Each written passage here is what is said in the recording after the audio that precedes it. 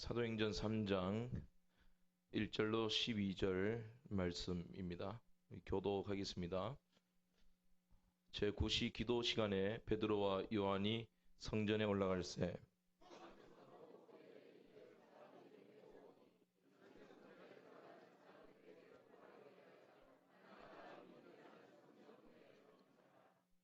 그가 베드로와 요한이 성전에 들어가려 함을 보고 구걸하거늘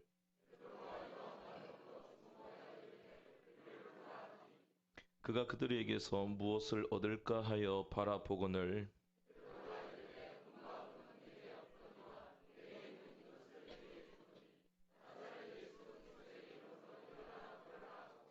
오른손을 잡아 일으키니 발과 발목이 곧 힘을 얻고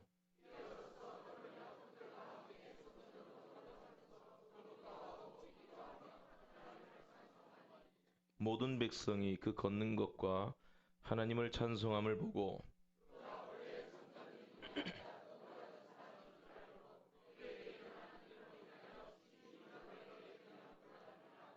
나은 사람이 베드로와 요한을 붙잡으니 모든 백성이 크게 놀라며 달려 나아가 솔로몬의 행각이라 불리우는 행각에 모이거늘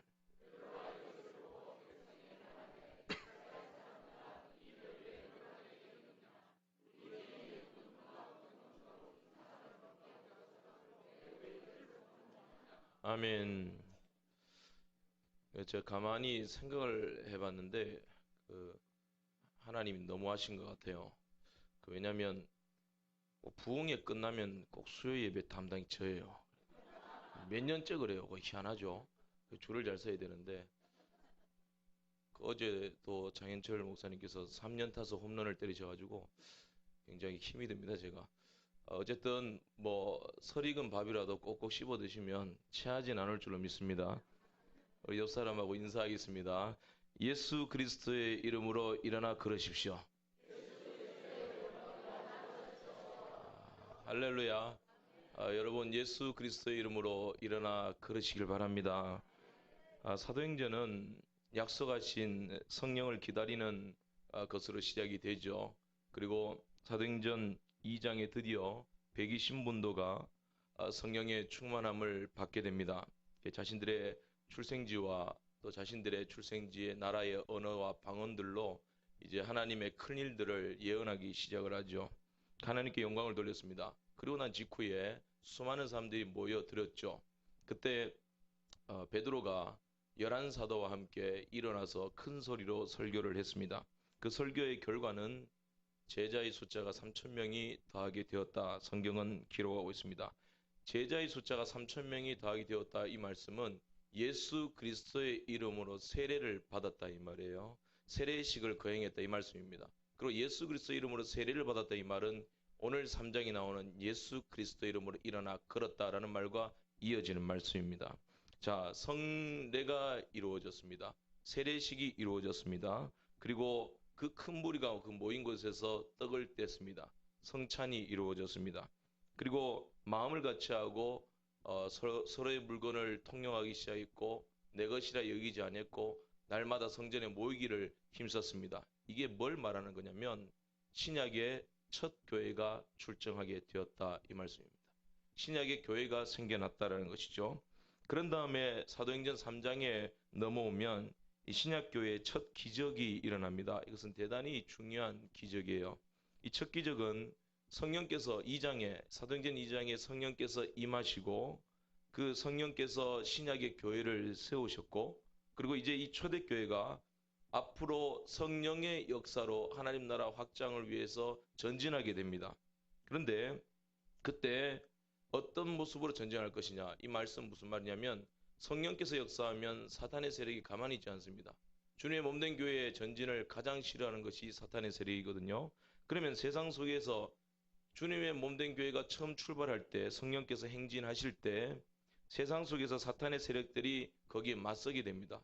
적그리스도가 일어나게 되는 것이죠. 그러면은 교회는 어떻게 해야 되겠습니까? 교회는 전투해야 됩니다. 교회는 싸워야 됩니다.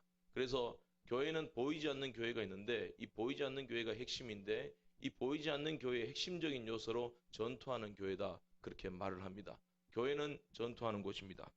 전투하는 교회로서 전진해 나갈 때 어떤 모습으로 서 있어야 되는가라는 중요한 표적을 이 안진뱅이를 일으키는 이 기적 속에서 나타내 보이고 있다는 것이죠.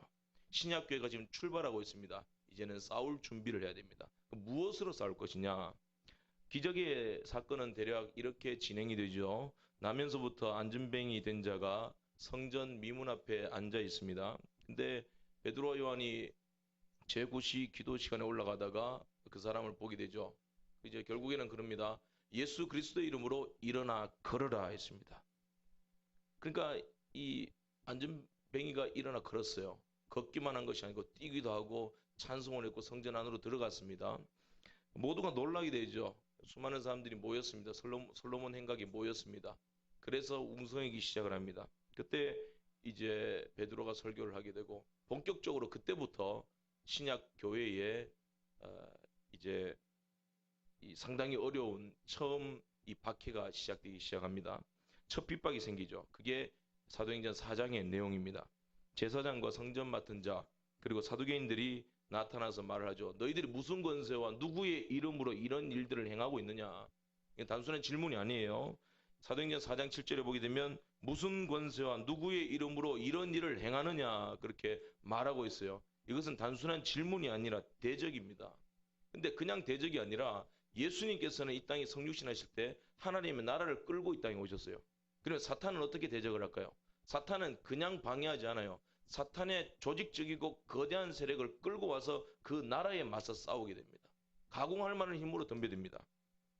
지금 너희가 무슨 권세와 누구의 이름으로 이런 일을 행하느냐 사탄이 지금 반격하기 시작을 합니다. 그런데 엄청난 기구를 가지고 반격을 해요. 그게 뭐냐면 사내들인 공회입니다.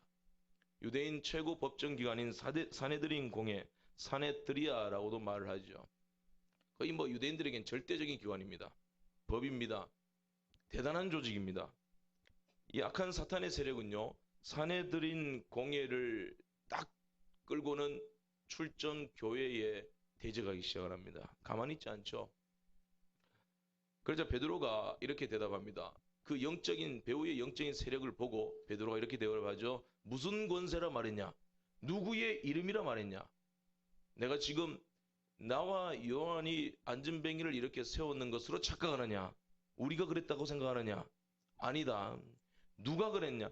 너희들이 못 박아 죽인 예수 그리스도께서 이렇게 세웠다. 그렇게 말하고 있어요. 교회가 무슨 권세와 무슨 누구의 이름으로 이 일을 하느냐고 내가 분명히 말하겠다. 교회는 예수 그리스도의 이름, 그 권세로 일하는 것이다. 내가 전진해 나갈 테니까 사탄의 세력들은 너희들은 각오하고 있으라. 본격적으로 섬에 걷어붙이고 한번 싸워보자 이 말을 하고 있는 거예요. 교회의 권세는 예수 그리스도의 이름에 있습니다. 교회의 능력은 예수 그리스도의 이름으로 시작되는 것입니다. 사도행전 4장 4절에 베드로의 설교를 통하여서 믿는 자가 많아졌는데 남자의 수만 5천이 되었다. 이 5천이라는 것은 새로운 5천이 아니에요. 2장에 한 3천 명을 포함한 것이죠. 다 싹 다 포함한 건 아닌 것 같은데 그 일부 다수 포함이 된 것 같아요. 그래서 한 5천 명 정도가 회개하고 돌아왔다. 자, 놀라운 사실입니다. 기적을 보고 회개하고 돌아온 것이 아니에요. 기적을 보고 많은 사람들이 놀랐습니다. 여러분 기적을 보면 놀라게 돼 있어요. 그런데 이 기적 다음에 뭐가 있었냐면 설교가 있었습니다. 예수 그리스도의 죽으심과 부활하심을 증거하는 복음적 설교가 있었는 거예요. 그 말씀을 통하여 성령께서 심령들을 변화시켜서 예수께로 돌아오는 역사를 만드셨다는 겁니다. 교회의 핵심적인 활동을 말할 때 전투하는 교회다라고 말했습니다. 영적인 전투죠. 엄청난 박해와 공격이 있습니다. 성령의 역사가 일어날수록 박해는 더 치밀하고 격렬하게 일어나게 되는 것이죠. 그때 교회는 어떻게 세상과 사탄의 세력을 이기고 전진할 수 있겠는가? 에베소서 말씀처럼 그날에 너희가 능히 이기고 그 굳게 설 수 있겠는가? 넉넉히 승리할 수 있겠는가?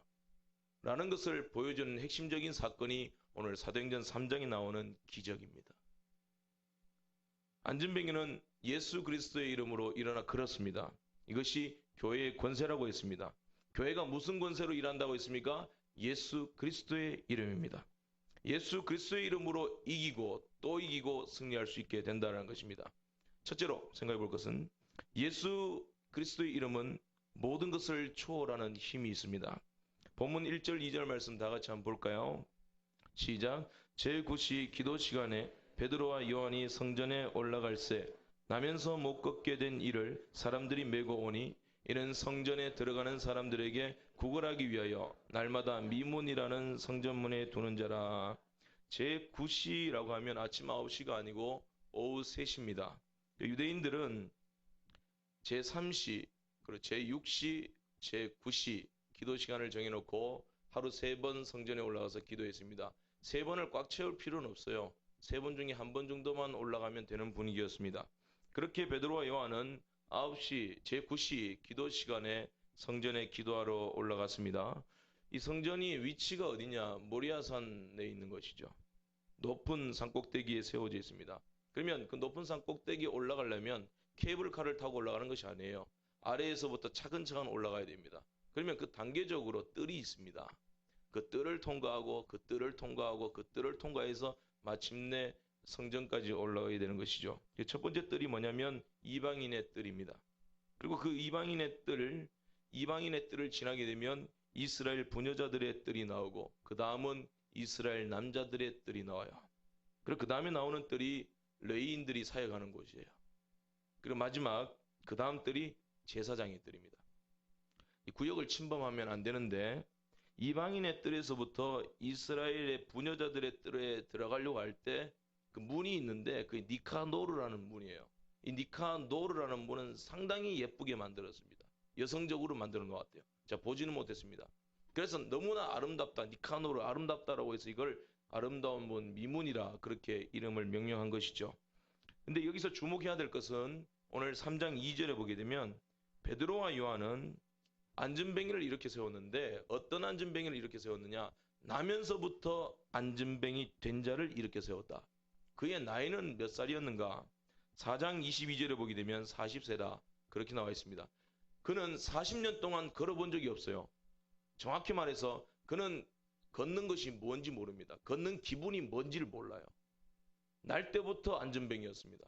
그래서 못 걸어도 불편함을 몰라요.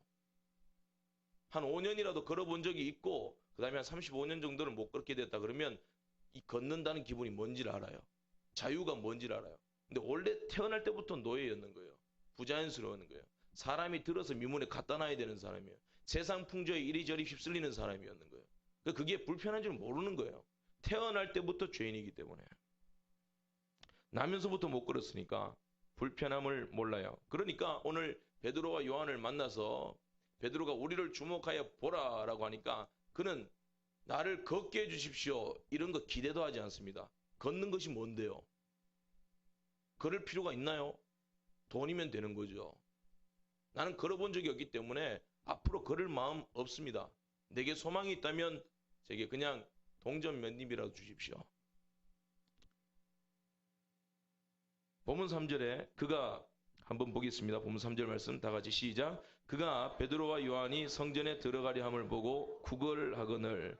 그래서 4절에 베드로와 요한이 그 거지를 주목하죠. 뭐 이런 거지가 다 있나. 근데 그때는 성령께서 감동하신 거예요. 아, 2장에 성령께서 우리에게 충만히 임했는데 이 성령의 역사를 뭔가로 드러내야 되는 거예요. 그것이 자기 의지로 한 것이 아니라 성령께서 자꾸 작용하시는 거예요. 드러내야 된다. 왜냐하면 초대교회 시대 때는 처음 교회를 시작하기 때문에 비상 상황입니다. 성령이 아주 민감하게 역사를 해요. 그래서 아나니아와 삽비라 같은 사람도 민감한 시기에 장난을 쳤단 말이에요. 하나님이 그냥 두시지 않죠. 교회 개척을 합니다. 우리 교회가 성전 건축을 합니다. 초기는 예민한 시기입니다. 그때는 기도 많이 해야 되고 성령에 민감해야 됩니다. 성령께서 계속해서 감동을 줍니다. 너 이 안전뱅이를 보아라. 그리고 그들을 주목해 보아라. 성령께서 감동하신 거예요. 그 성령의 감동으로 인해서 이 베드로와 요한이 이런 말합니다. 우리를 보라 이렇게 말합니다. 우리를 보라. 거지가 안전뱅이가 쳐다봤죠. 어디를 쳐다봤겠어요? 얼굴 쳐다봤겠죠. 이게 무슨 말인가 이 사람들이. 돈을 주고 가면 될 걸 뭐 이렇게 일을 어렵게 만드나. 그러면서 이제 6절 말씀에 성령께서 베드로를 통하여 말씀하십니다. 선포하십니다. 다 같이 읽겠습니다. 시작. 베드로가 이르되 은과 금은 내게 없거니와 내게 있는 이것을 내게 주노니 나사렛 예수 그리스도의 이름으로 일어나 걸으라 하고. 자, 일어나 걸으라 합니다. 예수의 이름으로 일어나 걸으라 합니다. 그 다음 7절 말씀 보세요. 7절 시작. 오른손을 잡아 일으키니. 예, 거기까지. 일어나 걸으라 하고 그 다음 베드로가 어떻게 해요? 대답할 기회를 안 줘요. 일어나 걸으라 그랬으면 네, 일어나겠습니다. 반응이 일어나야 될 거 아니에요. 그런데 이 거지는 이게 지금 무슨 상황인가? 나는 안 걸어도 돼. 불편함 전혀 없어. 나는 돈만 있으면 돼. 내게 조금만 유익만 주면 돼. 아니, 교회가 그것도 못 해줘. 아름다운 성전 미문을 보니까 돈 꽤나 있는 교회인데 그걸 못 해줘. 기독교가, 하나님이. 그런데 그런 생각이, 복잡한 생각이 순간적으로 막 성광처럼 지나가는데 베드로가 틈을 안 주고 오른손을 잡아 이렇게 세웁니다. 그때 어떤 역사가 일어났습니까? 발과 발목이 곧 힘을 얻고 뛰어서서 걸으며 그들과 함께 성전에 들어가며 하나님을 찬미했다라고 했습니다. 이게 뭘 보여주는 것인지 아시겠죠? 대충 감이 오시죠? 이게 구원입니다. 구원은 이렇게 이루어진 것입니다. 오늘 나면서부터 안전뱅이, 그것도 40년 세월 동안 안전뱅이로 살았다는 것은 죄와 허물로 죽었던 우리, 시편 51편 말씀처럼 죄악 중에 출생한 우리의 형편과 똑같은 거예요. 죄악의 종로로 다니면서 살고 이미 죽은 채로 태어나도 자기가 죽은 줄 몰라요. 불편한 줄 몰라요. 걷고 싶은 소망이 없어요. 생명을 얻고자 하는 의욕이 없어요. 하나님을 몰라요. 우리가 죄를 범했을 때 죄의 삭은 사망이다라고 하죠. 근데 이 죄의 삭은 사망이다. 물론 죽은 사람을 아무리 심폐소생술을 해보세요. 깨어나나. 그런데 이 영적으로 죽었다. 죄의 삭은 사망이다라고 했을 때 이 사망은요, 가만히 있는 시체가 아니에요. 죽었는데 적극적으로 활동을 합니다. 그게 에베소서 2장 2절에서 3절 말씀에 나옵니다. 다 같이 한번 보겠습니다. 시작. 그때 너희는 그 가운데서 행하여 이 세상 풍조를 따르고 공중의 권세 잡은 자를 따랐으니 곧 지금 불순종의 아들들 가운데서 역사하는 영이라. 전에는 우리도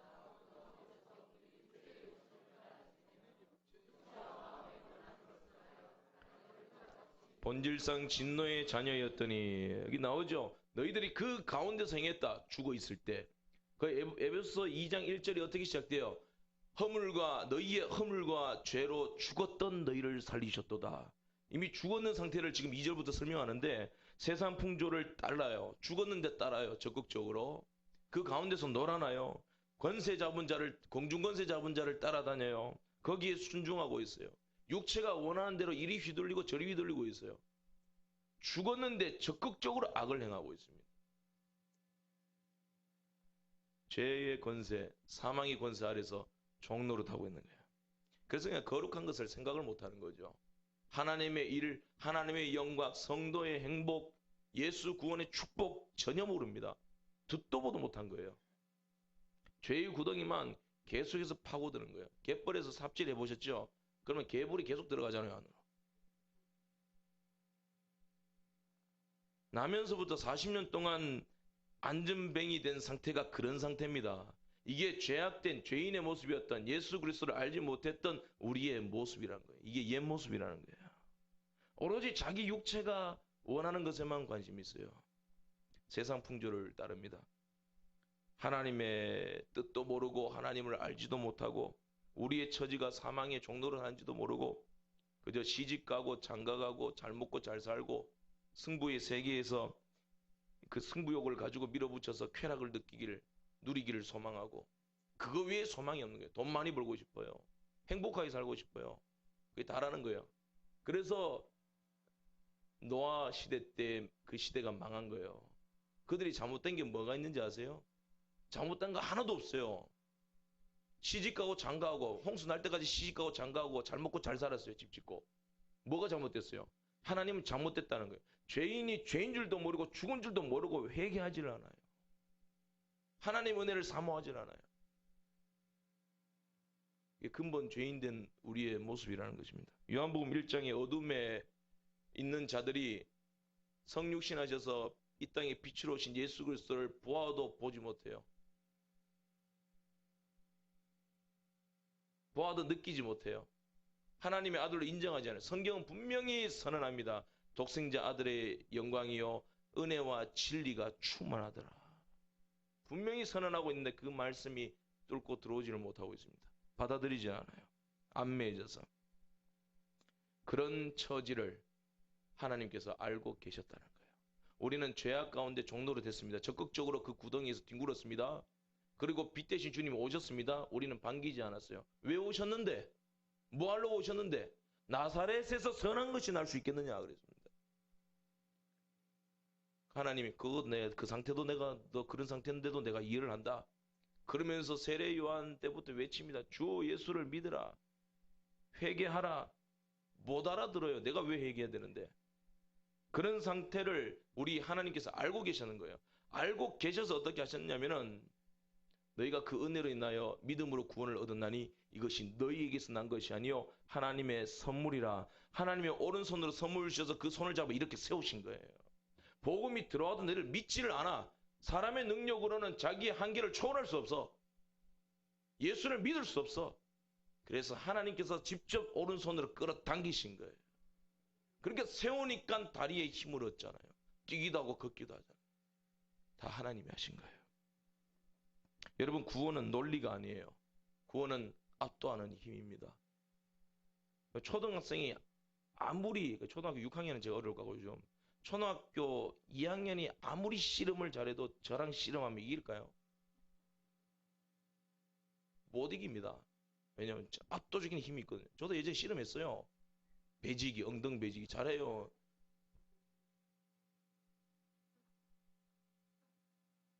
여러분 사탄은요 압도적인 힘 앞에 쩔쩔맵니다. 그게 뭔지 아세요? 부활입니다. 부활 앞에 쩔쩔매요. 사탄은요. 여러분 부활이 논리가 있습니까? 훅 들어옵니다. 훅 들어와요. 옆구리를 치고 들어오는 카이로스의 시간입니다. 훅 들어와요. 부활은요 하나님의 능력입니다. 할렐루야. 여러분 우리가 예수를 믿어요. 하나님의 세계를 믿고 보았어요. 세상 사람들은 네가 언제 봤냐 그래요. 우리는 보았다 그래요. 성삼위 하나님을 믿습니다. 그걸 확실히 믿어요. 근데 세상 사람들은 그게 이해가 되느냐 그럽니다. 말이 되느냐 그럽니다. 우린 믿어요. 근데 여러분 설명해 보세요. 설명이 되나? 논리가 아니에요. 왜 믿어진지 아세요? 압도적인 힘이 역사하는 거예요. 주님의 오른손이 나를 끌어당기시는 거예요. 그러니까 믿어지는 거예요. 압도적인 힘 앞에 세상의 지혜와 철학과 권세와 논리들은 아무것도 아니에요. 구약의 다니엘의 세 친구 보세요. 극렬히 타는 풀무불에 던져 넣을 것이다 라고 협박하는데도 금신상 앞에 절하지 않아요. 꼿꼿합니다. 그냥 기부스하고 7배나 뜨겁게 하는데도 꼿꼿해요. 뭐 그 정도는 논리적으로 이해할 수 있어요. 세상에 그 정도 신념 가지고 있는 사람 많아요. 그 정도 믿음 가지고 있는 사람 많아요. 그런데 그 다음이 문제예요. 7배나 더 뜨겁게 해서 그들을 밧줄로 꽁꽁 묶습니다. 그리고 못 사람을 시켜서 그 사람을 풀무 가운데 던져 넣습니다. 그러면 던져 넣은 사람들이 다 타 죽어 버렸어요. 문제는 이때부터 시작됩니다. 압도적인 힘의 역사가 여기서부터 일어나요. 이건 논리로 설명이 되지 않아요. 분명히 풀무에 밧줄에 꽁꽁 묶여서 들어갔는데 밧줄이 다 타고 몸은 성해요. 머리부터 발끝까지 불탄 냄새도 없어요. 걸린 자국도 없어요. 이게 논리적으로 이해가 됩니까? 더 기가 막힌 건 뭔지 아세요? 3명이 들어갔는데 4명이 보이네요. 기가 막힐 노릇입니다. 근데 그 중에 한 사람은 누구냐면 하나님의 사자예요. 세상 사람들 눈에 보기에 신의 아들 같다 그렇게 말하고 있어요. 그가 그 3명의 다니엘의 친구들을 보호하고 있는 거예요. 더 기가 막힌 건 뭔지 아세요? 나오라 그러니까 걸어서 나와버립니다. 이게 하나님의 능력이에요. 논리로 이해될 수 없어요. 이걸 어떻게 논리적으로 설명하겠어요? 거기에 느부갓네살이 엎듭니다. 3살짜리처럼 엎드려져 버립니다. 다니엘은 어떻습니까? 사자굴에 던져 넣는다 그랬는데 알면서도 하나님께 기도하고 감사해요. 전에 하던 대로 그 정도 이해합니다. 그 정도는 논리적으로 설명돼요. 그 정도 믿음 있는 사람 세상에 많아요. 근데 그 문제는 그 다음부터입니다. 걸려가지고 잡아서 사자굴에 던져 넣었습니다. 돌로 막았습니다. 못 나오도록 했습니다. 여기서 역사가 일어납니다. 논리를 뒤집어 엎어버려요. 하나님의 카이로스의 역사가 일어납니다. 하나님이 사자를 보내서 사자의 입을 틀어막아 버립니다. 이거 어떻게 설명할 겁니까? 예수 믿는 사람은 죽어도 석가불식 저 높은 곳에 달려있는 열매이기 때문에 그 높은 곳에 달려있는 열매는 아무도 못 따먹어요. 완전히 익습니다. 그리고 완전히 익어서 땅에 떨어지면 그 다음 해에 봄에 싹이 올라옵니다. 한 알의 밀알이 땅에 완전히 익어서 땅에 떨어져 썩어서 죽었습니다. 그리고 많은 열매를 맺었습니다. 예수 믿는 사람은 땅에 떨어져 죽어도 죽는 게 아니에요. 죽어도 없어지지 않아요. 죽음으로써 삽니다. 죽음으로써 그 존재를 더 늘어내는 것입니다. 그래서 아벨이 죽었지만 그 믿음으로 말하고 있는 거예요. 죽이면 죽일수록 우리를 죽이지 못하는 고난은 우리를 더 강하게 만듭니다. 이 부활의 능력이에요. 이것을 논리적으로 설명하시겠습니까? 본문 14절에서 16절 말씀 다 같이 한번 보겠습니다. 시작. 너희가 거룩하고 의로운 일을 거부하고 도리어 살인한 사람을 놓아 주기를 구하여 생명의 주를 죽였도다. 그러나 하나님이 죽은 자 가운데서 그를 살리셨으니 우리가 이 일의 증인이라. 그 이름을 믿음으로 그 이름이 너희가 보고 아는 이 사람을 성하게 하였나니 예수로 말미암아 난 믿음이 너희 모든 사람 앞에서 이같이 완전히 낫게 하였느니라. 할렐루야. 사내들인 공회가 저지른 만행이 뭐예요? 생명의 주를 죽였어요. 이건 실수입니다. 물론 하나님의 섭리 속에 있었지만 이건 그들이 잘못 판단한 거예요. 생명의 주를 죽일 수 있습니까? 생명의 주를 죽였도다. 사내들인 공회가 거대한 힘과 조직을 가지고 있었지만 로마 사람들의 지배하에 있었기 때문에 반드시 로마 법정에 가서 허락을 맡아야 됩니다. 허락을 맡아서 이제 그 법을 집행을 해야 돼요. 특별히 사형수 같은 경우는 더 그런 것이죠. 함부로 죽일 수 없어요. 예수님을 죽이고 싶은데 이제 로마에 이제 자기들이 이제 사형 선고를 내리고 싶은데 법적으로 효과를 내려고 하니까 절차가 복잡한 거예요. 빌라도도 말하죠. 이 사람에게서 죄를 찾아보지 못했다. 그러니까 못 죽이는 거예요. 예수님을. 죽여서는 안 되는 사람이 법적으로 안 되는 거예요.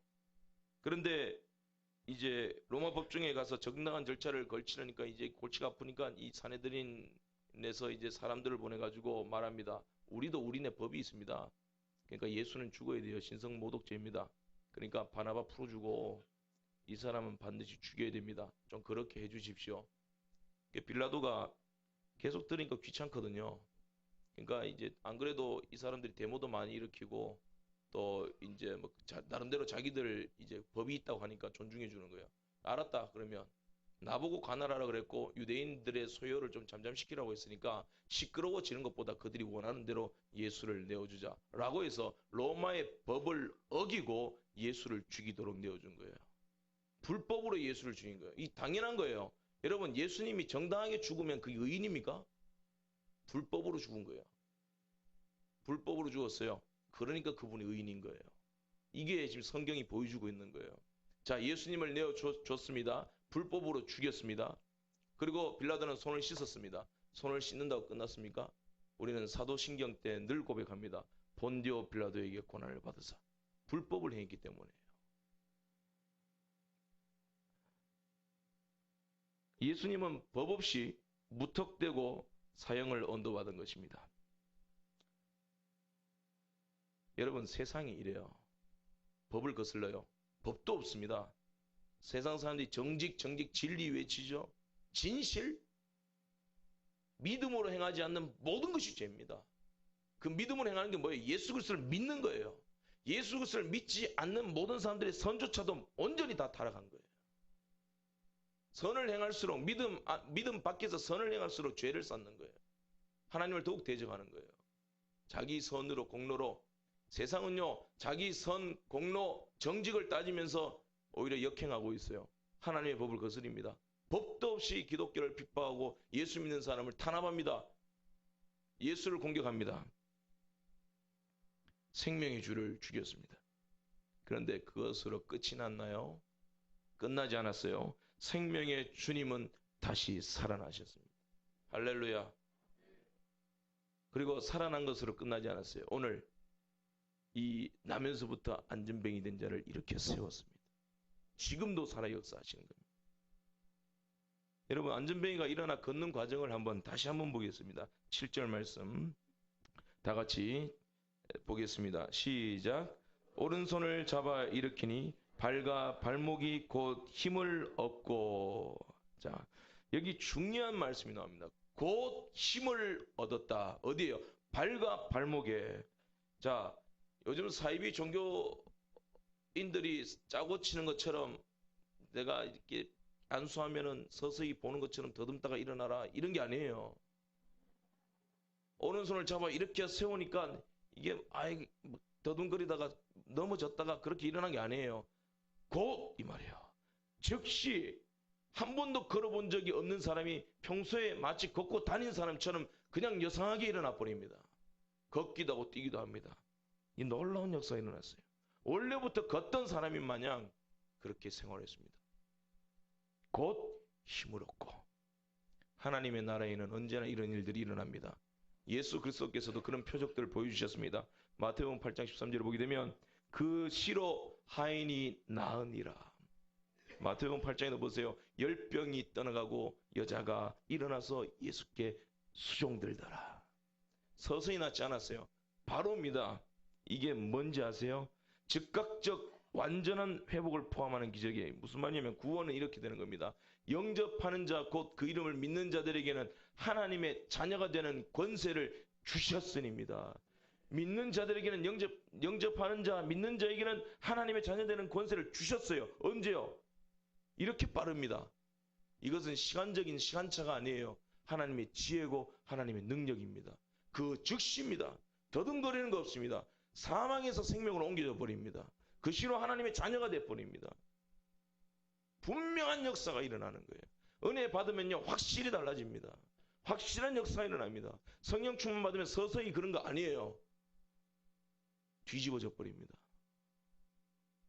여러분, 하나님의 나라를 바라보십시오. 거룩한 교회를 통하여 역사하시는 성령의 능력을 묵상하시길 바랍니다. 계속해서 오버랩이 되어야 됩니다. 즉시 일어났다. 오른손으로 건져 올리셨다. 계속 오버랩이 되어야 됩니다. 우리는 나면서부터 안전뱅이로 태어난 죄인들입니다.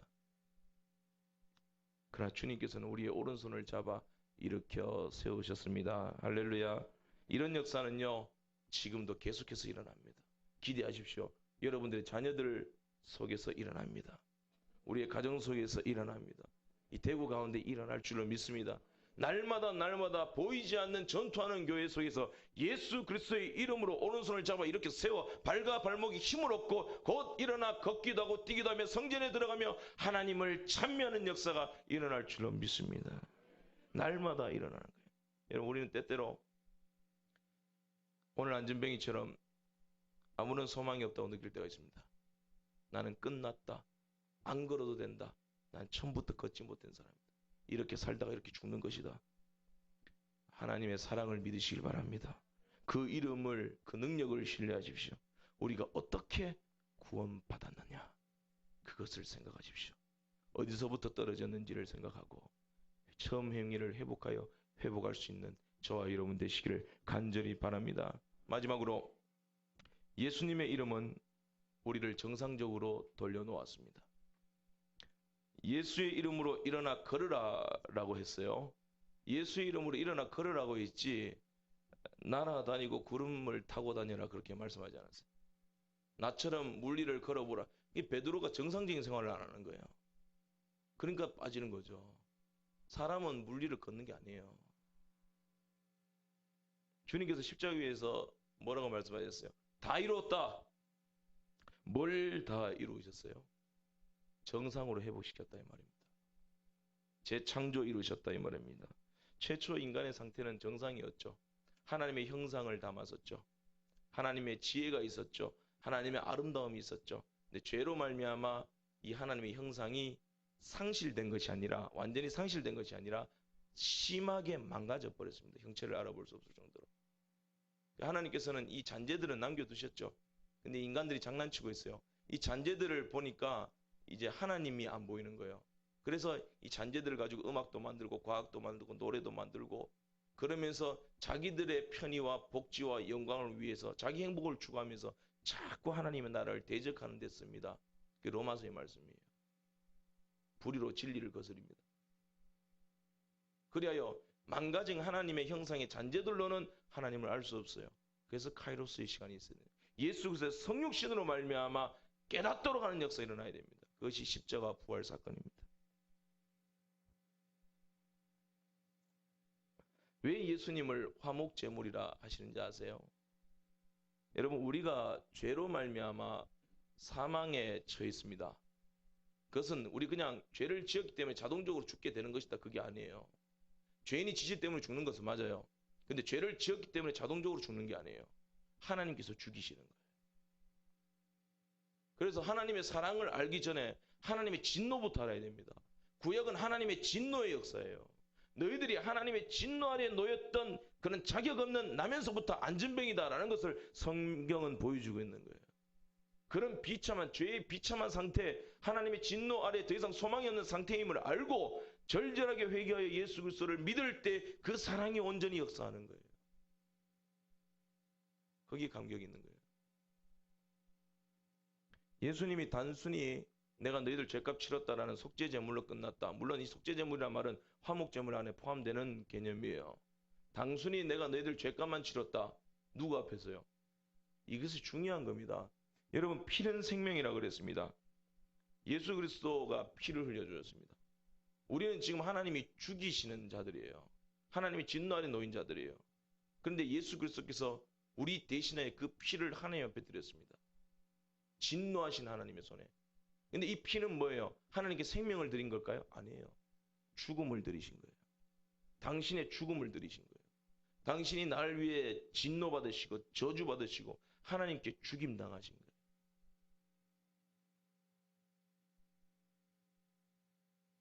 에베소서 2장에 보세요. 그때 우리는 본질상 진노의 자녀였다. 근데 이 진노를 누가 받았어요? 그리스도가 받으셨습니다. 피값으로. 그래 놓고선 갈라디아 2장 20절에 뭐라 해요? 내가 그리스도와 함께 십자가에 못 박혔다. 언제 우리가 같이 못 박혔습니까? 주님이 대신 이루셔놓고 주님이 다 이루셔놓고 당신이 저주 다 받으셔놓고 하나님의 아들 죽이셔놓고 네가 그리스도와 함께 죽었고 그리스도와 함께 살고 있다. 하나님께서 그리스도의 피를 보시고 그 노여움을 푸신 것입니다. 예수님은 하나님의 진노, 그 노여움을 풀어드리셨어요. 누구로? 당신의 죽음과 자기의 피로. 그리고 우리에게는 그 피가 생명이 됐습니다. 그래서 주님이 뭐라 하셨습니까? 이 피는 너희를 위하여 주는 내 피니 이 내 피는 참된 음료로다. 너희가 다시는 목마르지 아니하리라. 하나님의 진노를 풀어드리고 우리를 죄와 사망에서부터 해방시켜 주셨습니다. 할렐루야. 그것이 바로 예수 그리스도의 이름으로 일어나 걸으라 선포하신 축복입니다. 구원이란 정상의 상태로 회복시켜 놓는 거예요. 우리는 예수 그리스도로 말미암아 재창조되어서 완전히 형체를 알아볼 수 없을 정도로 손상되었던 하나님의 형상이 그리스도로 말미암아 회복되었습니다. 그게 정상이에요. 근데 우리는 우리 스스로를 초월적인 존재로 착각을 해요. 마태복음 28장 끝절에 참 멋진 말씀 나오죠. 하늘과 땅의 모든 권세를 내게 주셨으니 이게 누구 말씀이에요? 예수님의 말씀이에요. 예수님이 누구에게서 받았어요? 성부 하나님께로부터 하늘과 땅의 모든 권세를 받으셨습니다. 아들에게 주셨다. 예수님께서 분명히 말씀하셨어요. 그런데 우리는 그 하늘나라의 권세를 그리스도에게로부터 다 물려받았다 생각하고 있어요. 그래서 우리는 흔히 하는 말로 이해는 합니다. 아버지께 다 내 거. 어떻게 아버지께 다 내 거예요?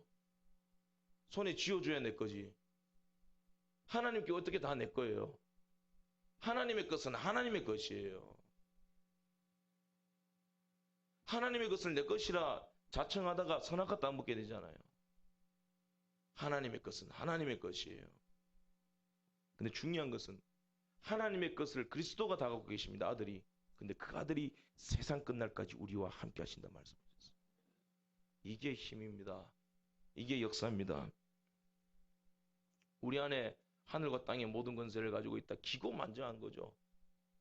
기도 좀 했다는 사람들, 은혜 좀 체험했다는 사람들, 예수 이름으로 일어나 걸어라. 그런다고 될까요? 대구의 이웃교회 어떤 목사님 사모님이 예배 마치고 좀 사람들 안 보이는 데서 해야 되는데 보이는 앞에서 휠체어 타고 내려오는 사람한테 주님 이름으로 일어날지어다. 안 일어나요. 일어날 수 있는지 안 일어나는지 모르지만 그 목사님 나가셨어요. 그렇게 예수 이름의 권세를 그렇게 사용한 거 아니에요. 자다가 소위 가위 눌렸다는 사람도 있는데 그런 상황이 일어나면서 예수 그리스도의 이름으로 남용한다고 믿지도 않는다고 남용한다고 부적처럼 소금 뿌리고 마늘 뿌리듯이 그렇게 일어나는 거 아닙니다. 예수 이름의 권세는 성령께서 허락하셔야만 되는 겁니다. 예수님 뭐라 말씀하셨는지 아세요? 볼지어다 내가 세상 끝날까지 너희와 항상 함께 있으리라 했습니다. 이거 무시무시한 말씀입니다. 볼지어다 세상 끝날까지 너희들이 나를 따라오느라 하지 않았어요.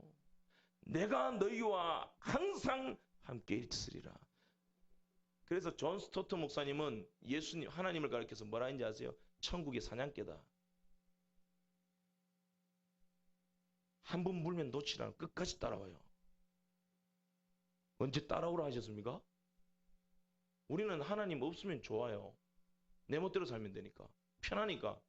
하나님은 천국의 사냥개처럼 질기게 따라옵니다. 우리의 원과는 관계없이 내가 세상 끝날까지 지구 끝까지 너 쫓아다닐 것이다. 무시무시한 거예요. 대단한 분입니다. 여러분 우리는요 기껏해야 걷는 게 전부예요. 일어나 걸었습니다. 뛰는 게 전부예요. 찬송 좀 드린다 그러고 기도 좀 한다 그러고 예배 좀 드린다 그러고 그러다가 빈정상하면은 하나님 내게 왜 이러십니까? 그게 답니다. 구원 받아놓고서도 그게 다예요. 일어나 걸으라고 했는데 걸어가면서도 그게 다예요. 근데 주님은 그 안전뱅이를 일으키신 거예요. 주님은 그 안전뱅이 위에서 풍랑도 잔잔케 하셨습니다. 하나님 되심을 보여주셨습니다. 물 가운데도 지나가시고 지나가면서 혼자 가지 않으시고 너 나와 함께 가자. 불 속으로도 같이 들어가자. 근데 그 불이 너를 사르지 못할 것이다. 물이 너를 침몰치 못할 것이다. 너는 내 것이요 오늘날 내가 너를 낳았도다. 기적을 보여주시죠. 때를 따라 돕는 은혜로. 근데 그 기적을 보여주시다가도 갑자기 돌변하세요. 이해할 수 없는 극한 상황으로 몰아가십니다. 그렇게 10년, 20년 꿈쩍도 안 하십니다. 말씀이 없으세요. 응답이 안 일어나요. 그래서 나는 오늘도 절망하는 거죠. 이해하지 못합니다. 왜 예수 이름의 권세가 내게 있는데 역사가 일어나지 않습니까? 그 네가 착각하고 있는 것이야. 하나님 지금 너를 끌고 세상 끝까지 가고 있어. 근데 그 길이 자동적으로 평탄한 길만 있습니까? 예수 이름으로 다 평지였습니까? 아니에요. 이사야 40장 4절 말씀에 골짜기마다 도두어지며 산마다 언덕마다 낮아지며 고르지 아니한 곳이 평탄하게 되며 험한 곳이 평지가 될 것이요. 골짜기는 도두어야 됩니다. 높은 산은 깎아내려야 됩니다. 겸손이 뭔지 아십니까? 순종이 무엇입니까? 평지되는 거예요. 정상으로 돌아가는 겁니다. 예수 이름으로 일어나 걸어라. 이 말씀은 지금 예수님께서 땅끝까지 끌고 다니시면서 산골짜기 물 바다 건넵니다. 위풍당당하게 예수 이름으로 마차 지나가지 않아요. 복음이야. 복음의 진보야. 그렇게 이루어지는 것이지만 우리는 산을 옮길 만한 믿음이 없어요. 이 돌을 들어 던질 힘도 없어요. 늘 실수합니다. 우린 연약합니다. 절망합니다. 걸어가면서도 불평합니다. 실망스럽습니다. 예수 이름은 있는데 은과 금이 없어요. 언제 채워주실 것입니까? 하나님? 교회의 한 몫을 감당하는 것 고사해놓고 성도들과 궁핍한 자들 고사해놓고 자기 자식 먹여 살릴 힘도 없어요. 해줄 수 있는 게 없습니다. 그래서 우린 탄식합니다. 하나님, 내가 정말 예수 믿는 사람 맞습니까? 예수 믿는 받은 증거 많다라고 했는데 그 증거 정말 내게 실효로 작용하고 있습니까? 아무 효험이 없습니다. 혈루증 환자처럼. 아무 증거도 나타나지 않아요. 아무런 역사도 일어나지 않아요. 10년을 기도했습니다.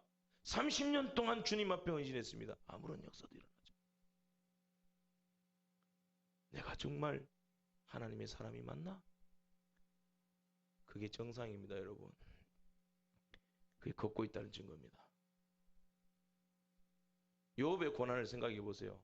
이해할 수 있습니까? 중요한 건 뭔지 아세요? 그가 지금 주와 함께 주를 향하여 걸어가고 있다는 거예요. 끝까지 욥기 42장에 가도 왜 고난받았는지 설명하지 않아요. 하나님 시원하게 대답 안 해줘요. 욥이 한마디도 대답 못합니다. 그런데 복을 주시네요. 왜요? 함께 걸었다는 것으로. 최근에 제가 설교 준비하면서 얼마나 절망했는지 몰라요. 왜냐하면 제 한계를 느꼈습니다. 정말 이게 한계인가? 이렇게 답답한가?